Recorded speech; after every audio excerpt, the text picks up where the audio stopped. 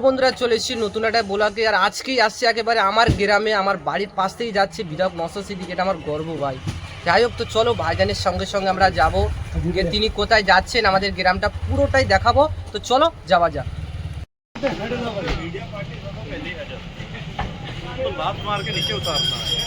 হ্যাঁ, এখানে এখানে ভাইজান, এই বাঁ সাইডে। आगे थोड़ा आगे नहीं शिरबल थोड़ा आगे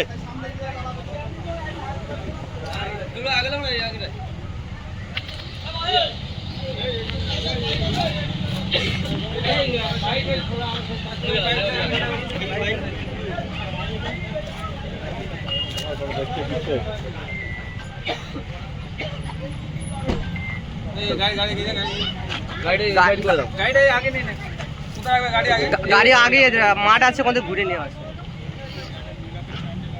একজনে চলে যাবে, গাড়িটা ঘোরা বেরোবো না, একজন চলে যাবে, গাড়িটা ঘোরা বেরোবো না, একজন চলে যাও। একজন আগে গাড়িটা ক্যামেরা তো ঠিক আছে।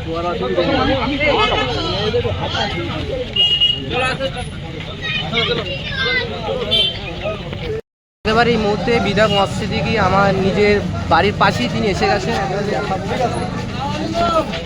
আর দেখুন গ্রামের মুরব্বীরা সবাই বক্তব্য করছে।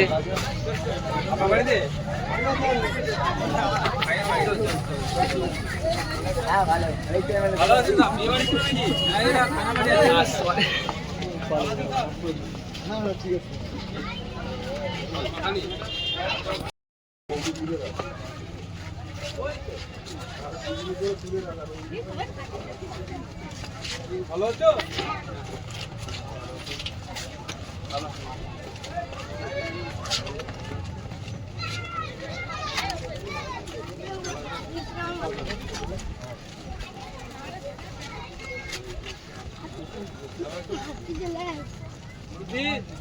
ভালো আছে আমার দোয়া করবেন আল্লাহ আপনার দোয়া করবেন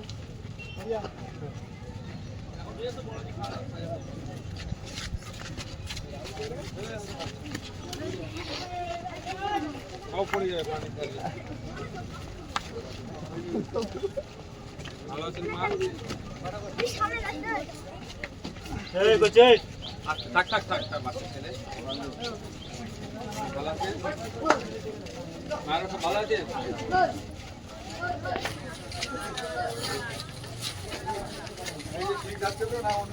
না ঠিক আছে, ঠিক আছে। বলো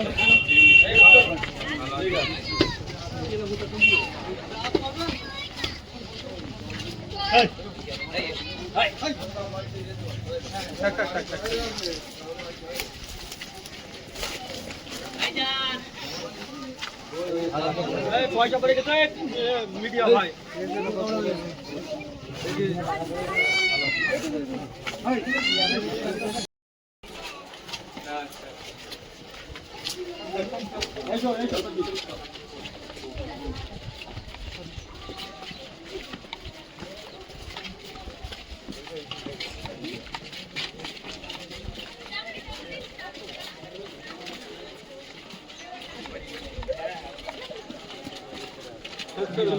এখান থেকে বেরোনো হওয়ার কথা ছিল, ইচ্ছা করছে। আর এই সামনে মাথা গাড়ি দিয়ে যাচ্ছি আমার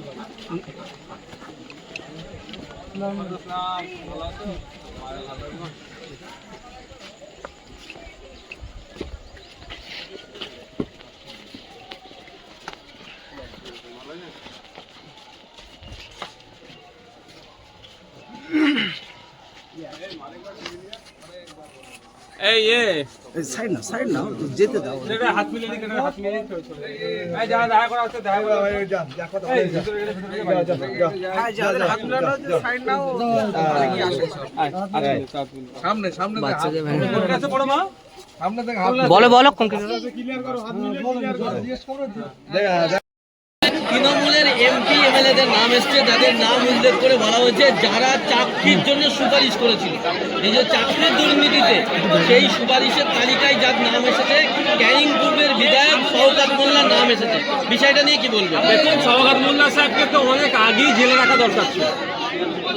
ভোট পরবর্তী হিংসাতে ন্যাশনাল হিউম্যান রাইটস কমিশন তাকে নোটোরিয়াস ক্রিমিনাল বলছে, সেখানে বাইরে কিভাবে চলে?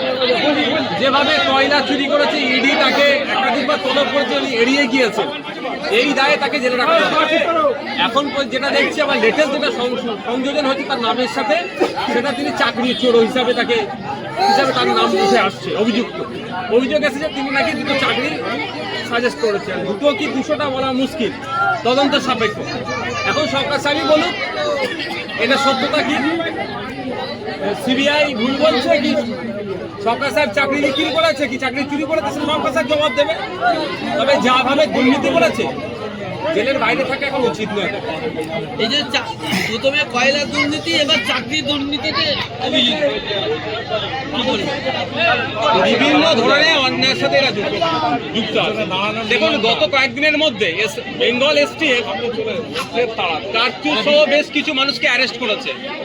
অ্যারেস্ট লিস্ট দেখলে দেখা যাবে তাদের মধ্যে কয়েকজন আবার ইতিপূর্বে অ্যারেস্ট হয়েছে এবং তাদেরকে জামিন কারা করেছে দেখলে দেখা যাবে হয়তো সরকার সাহেবের নাম উঠে আসবে। যাদেরকে অ্যারেস্ট করেছে আজকেও মনে হচ্ছে একজনকে অ্যারেস্ট করেছে, এদের সাথে সরকার সাহেবের ঘনিষ্ঠতা কতটা দেখলে বোঝা যাবে। বিভিন্ন অনৈতিক কাজের জন্য ইনি সিদ্ধহস্ত, তবে সময় শেষ হয়ে এসেছে, আইনের মাধ্যমে এর প্রত্যেকটার জবাব নেওয়া হবে। শওকত মোল্লা মহাশয় তিনি বলছেন যে চুল পরিমাণ যদি দুর্নীতি থাকে আমি রাজনীতি ছেড়ে দেবো। অনেক কথা বলেন উনি অনেক কথা বলেন, ওই জন্য ইডি ডাকলে ভয়ে যান না, অনেক সময় এড়িয়ে যান, আর নাহলে কাউকে ম্যানেজ করে রাখেন। যেভাবে শিক্ষিত বেকার ছেলেরা রাজপথে বসে আছে, তাদের মেধাকে বিক্রি করা হয়েছে, আর উল্টে যারা অক্ষর জ্ঞান নেই, যারা যুক্ত অক্ষর পড়তে পারে না, তারা চাকরি করছে। এটা মেনে নেওয়া যাবে? শওকত মোল্লা সাহেবকে আগামী দিনে জবাব দিতে হবে।